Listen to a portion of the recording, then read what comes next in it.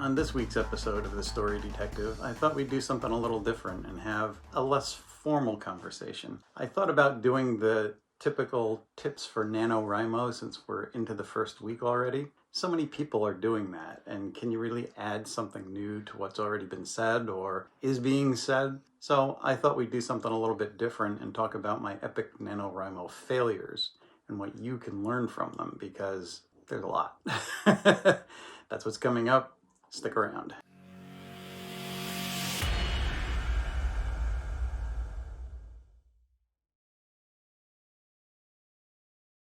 Probably my number one failure in Nanowrimo has been burnout.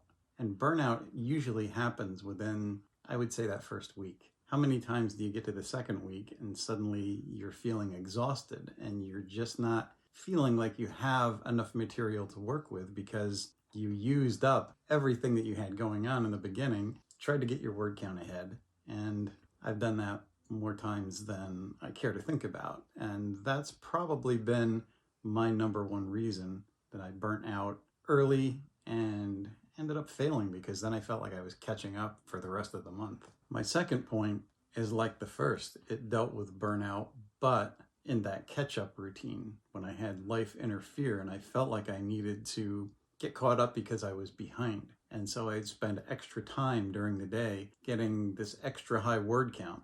So I would work and work and work. And then I would experience the same type of burnout. It might happen in the second week, or maybe it just happened in the second half of the month, but playing catch up isn't really great. And how do you really not do that if you start falling behind? And my third reason for failure, which I failed year before last, I didn't do Nanowrimo last year. I kind of did a Nano Rebel thing and did a little bit of it on my own because I had other things happening and I wasn't sure I was going to meet the 50K count, and I just decided not to. But year before last, the last official time I did it, my failure was because my characters weren't that fully developed. If you remember, if you've watched my videos for that long, it was the year that I used the Save the Cat, and I wasn't really familiar with the beats, so I thought, let's read the book, let's use it, see if it can push me ahead, because I was already running behind with other things and I didn't have time to fully develop characters and plot. And since I have pretty fair understanding of craft, I was able to finish it with those Save the Cat beats. It was helpful for my plot, not so much for character, and what I ended up with was like a Hollywood film where the plot becomes the vehicle for the characters and it's just pulling them along and they're doing what's necessary for the stages of the plot, but they're not really invested. And then readers aren't going to be invested. So all three of these things got in the way, not just for Nanowrimo, but they can get in the way of your writing almost any time. If you dive into things too quickly, you don't live with your characters and think about them, and you're developing them on the way. If you're a pantser or a planner who doesn't have it completely worked out yet. And I want this to be effective for planners and pantsers because I've done both. And I've worked out my characters on the fly, but when I've pants novels and I haven't had characters that were very developed and I wanted to work them out as the story went on, I would occasionally meet those dead ends where I would have nothing going on and I needed to sit back and think about it for a while. So there would be big gaps. And when you're doing Nanowrimo, that's doubly disappointing because you don't have that time to spare. So you end up pushing on and doing what you have to do, and sometimes working out something that doesn't always come up to par. So here's my solution. If you don't have your characters worked out, or you run into those ruts, a quick thing to do is ask what your character would do in other situations, whether it's something that's in the news currently. You can look at almost any time what's happening in the news media and ask, how would your hero or villain react to those things? What would they do in those situations? And by putting your character in a situation outside of your story, you'd be surprised on how that can generate ideas, because suddenly you see them acting and reacting, and that helps you to flesh things out. Another thing to do is to just think about movies and stories, something you're reading, or it could be a movie that you sit down to watch, and put them in the place of the hero or the villain there and see what they would be doing and how that would change the story. And sometimes that can help a lot too.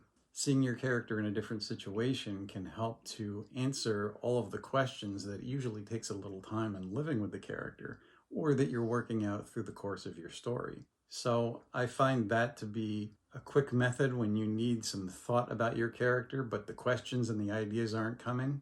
Let somebody else in somebody else's plot or circumstances ask the questions, and then put your character in there and have them answer it and see where it leads. So then we come to my well, hold on, she's getting up here. Cat interruption. That was number 3. Number 2, getting back to the burnout that happens when you're trying to push forward and get caught up every single day when you fall behind during the month, and why that's not effective and how it can ruin your nano. When you need to catch up, catching up isn't always done in a day. So having that day where you burn yourself out can be problematic. So what I try to do is, instead of burning myself out during that day and get caught up, right until it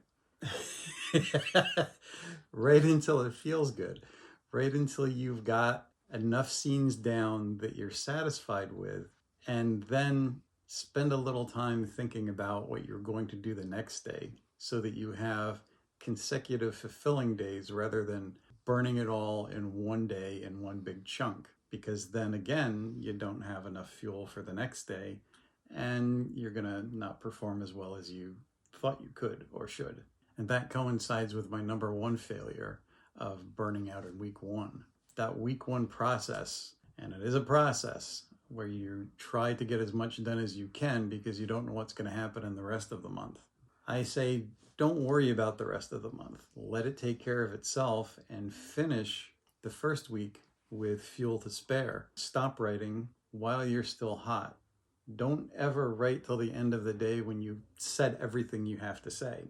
Stop at a point, whether it's in the middle of a scene or between scenes when you still have the next one to write and that next scene is fresh in your mind. Then you'll have a good start the next day. You'll not only have a place to start, if you still have time and you want to work on those things for your characters or anything else to refuel yourself by reading or watching a movie, you might have a little time to break and refuel, because there's input as well as output. And if you're not inputting ideas, then the output can be drained and not always refilled in terms of getting that well back up to par. Don't burn yourself out in the first week. Stop while you're ahead, stop while you're still hot, and then make some notes.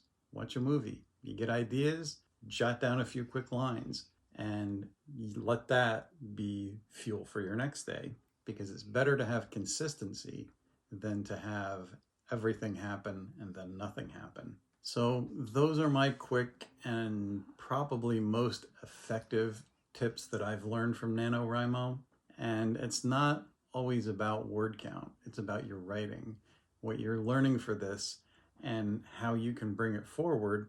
And whether you finish in 1 month or 2 months, you still have a viable plot.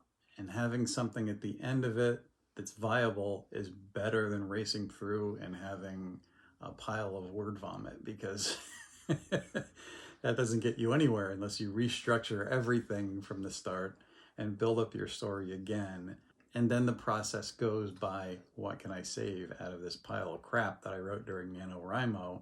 And you waste a lot of time trying to salvage scenes and rewrite scenes that were poorly done. Sometimes it's better to just start over. But my successes, and some of them were finished within a month, and some of them did take an extra month, and I count those as successes too. I think the year before last, when I had the character deficit, I ended up finishing a month, or maybe it was a couple of months after NaNoWriMo. Once I filled in the gaps and I still had enough of a plot to work things out, it still didn't work out badly. I still had a story that can be salvaged and write consecutive drafts that will improve it and be better. And I think that's what you want to come out of this month with, whether it's 25,000 words or 50,000 words. To me, that's irrelevant. It's about giving your writing a boost. And everybody that participates, I think, is a winner.